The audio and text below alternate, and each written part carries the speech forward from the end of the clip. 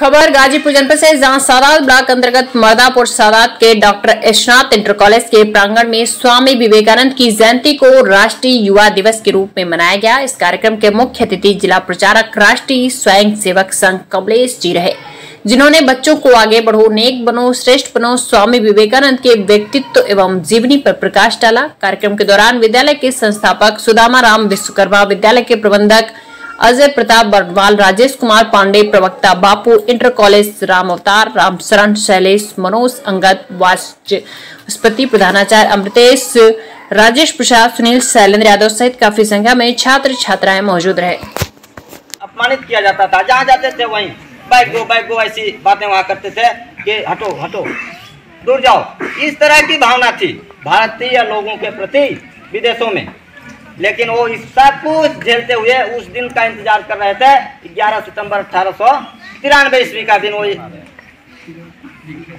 उनके मन में था कि वो दिन आए। इसके बाद क्या होगा, भगवान जाने मुझे किस लिए बोलने के लिए कह दिया गया, भेज दिया है, क्या होगा। भगवान यानी गुरुजी उनके ऊपर जो भी कृपा करें वो सोचते थे। उसके पहले वो जैसे जाते हैं ऐसे 2-4 युवा उनसे पूछते हैं, हेलो हाउ आर यू। तो उनको लगता है कि ऐसे नमस्ते करते हैं हाथ जोड़कर। तो उन लोगों को लगता है कि इसको लगता है कि ऐसे आया है सन्यासी है, इसको अंग्रेजी कुछ आती नहीं होगी। तो हिंदी में उसे पूछते हैं, तुम कैसे हो। तो नमस्ते करते हुए हाथ जोड़कर कहते हैं आई एम फाइन।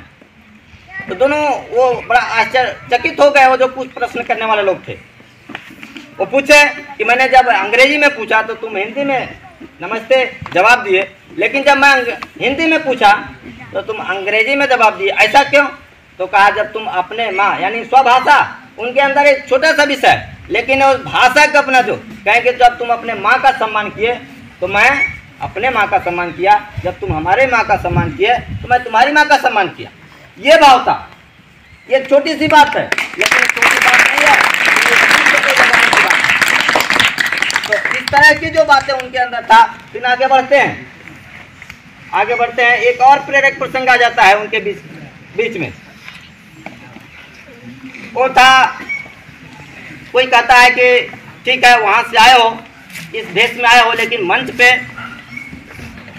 एक ऐसे मंच पे जाना है जो दुनिया के विद्वत लोग आए हैं, तो वहां के लिए कोट पैंट इत्यादि जटा लो, टैलेंटेड व्यक्ति बन जाओ, बुद्धिमान व्यक्ति बन जाओ, अच्छे व्यक्ति बन जाओ।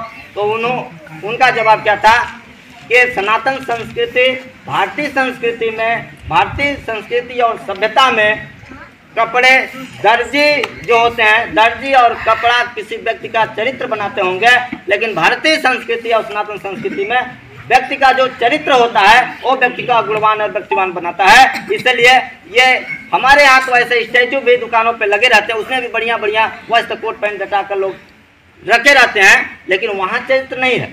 हमारे यहाँ, हमारे संस्कृति में चरित्रवान व्यक्ति ही बुद्धिमान और व्यक्तिवान निष्ठावान हो सकता है। ऐसा वो आगे प्रश्न करते, आगे उसको जवाब देते। आता है समय, शिकागो सम्मेलन समय आ गया।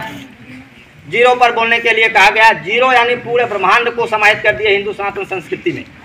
कह के जो ब्रह्मांड दिख रहा है, जीरो मेरे सामने जो लगाया गया है, इसी में पूरी दुनिया समाहित है और इसी का संचालन सनातन संस्कृति, हिंदू संस्कृति करती है, जो वास्तव में अपने मूल विचारधारा थी वो सनातन संस्कृति उसी जीरो में समाहित करती है।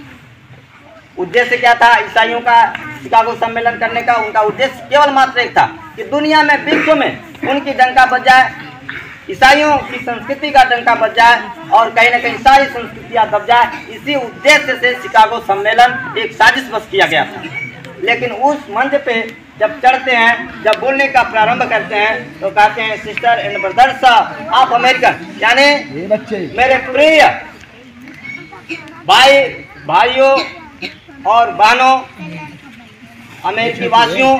इस तरह से जब उनके अंतरात्मा से आवाज निकलती है तो पूरा वहाँ जितने भी लोग 7-8 हजार जो भी लोग थे, तालियों से गड़गड़ाहट, 2 मिनट लगातार तालियां बजती गई। अब धीरे धीरे उनका संबोधन जब बढ़ने लगता है, उनको सुनने के लिए लोग आतुर हो गए और कहते थे कि नहीं, इनको बोलने दिया जाए और बोलने दिया जाए और बोलने दिया जाए। इस तरह की भावना ऐसे अपने इस भारतवर्ष से गए एक सन्यासी रूप में, जो एक कम उम्र में जो वहाँ जो दिया देश के समाज और राष्ट्र के लिए। और अगले दिन पेपर में क्या आता है, पूरा अमेरिका में पेपर में छा गए स्वामी विवेकानंद जी।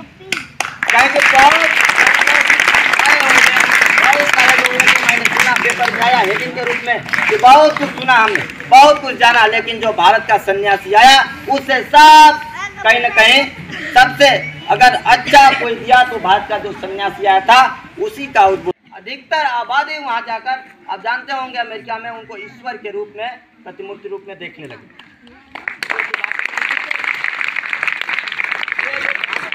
वहाँ वास्तव में बताए कि चरित्र क्या होता है, और चरित्र ही नहीं,